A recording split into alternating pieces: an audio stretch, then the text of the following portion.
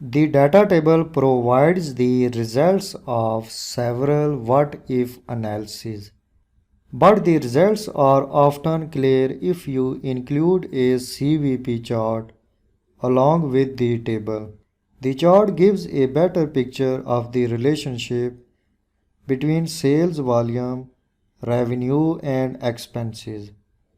I will scatter chart to map out the revenue and total expenses against the total number of units sold.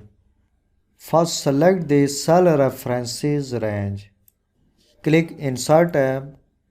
In Charts group, click Insert Scatter or Bubble Chart.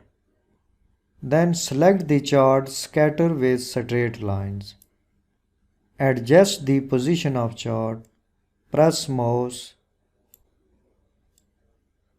and drag down. Resize the chart.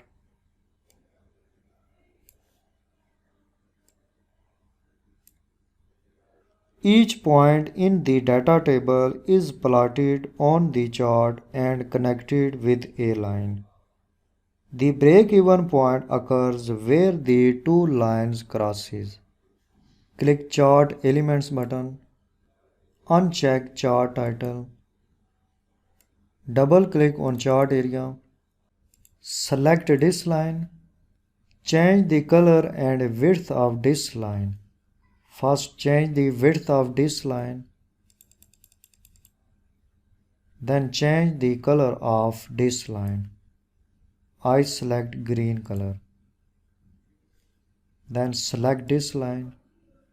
First change the color of this line and then change the width of this line. Select the markers of any line. I select this line. Again click on this marker. Click Series option.